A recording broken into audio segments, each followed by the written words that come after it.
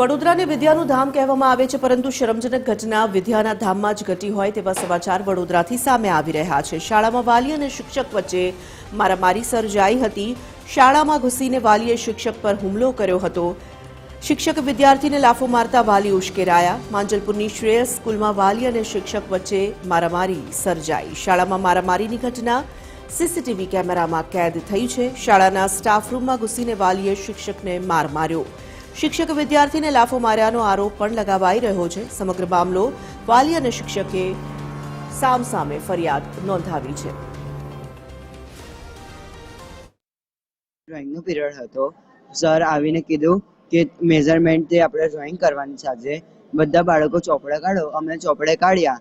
અમે સરે 5 વખત શીખવાડી દીધું। પછી સરે પૂછ્યું કે કોને કોને સમજ આવી છે આ મેઝરમેન્ટ, તો બધાએ હાથ ઉપર કર્યો કેમ કે સરના હાથમાં ફૂલ પટ્ટી હતી।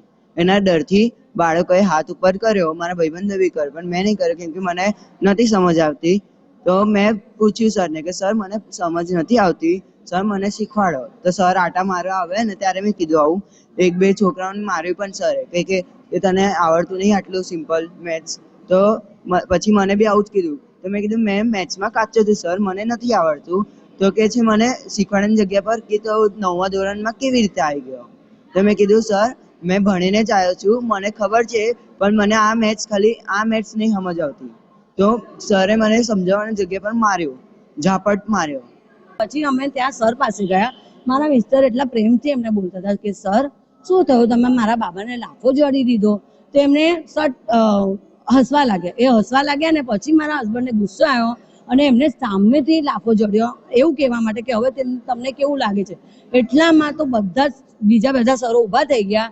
આમને બોચી પકડી દીધી કિરણ સરે, અને બીજા બધા સર એમને તૂટી પડ્યા મારવા માટે, લટકી પડ્યા। જો તમે જોઈ શકો છો એમને નખ બગ બધું છે। બનાવ કોઈ એટલો મોટો બન્યો નથી, પણ મોટો ઇસ્યુ બનાવ્યો। એમાં છોકરાએ ને ક્લાસમાં ભણાવતા સમજાવતા હતા, બરાબર છે। એમાં છોકરાએ થોડું મિસબિહેવ કર્યું। એમને સમજાવ્યું કે આવું ના કરાય, બરાબર છે। તો એના પેરેન્ટ્સને મેં બોલાવ્યા વાત કરવા માટે। પેરેન્ટ્સ આવ્યા, પણ વાત કર્યા જીત કર્યા વગર જ ડાયરેક્ટ આવીને સ્ટાફ રૂમમાં ટીચર ઉપર એટેક કરી દીધો।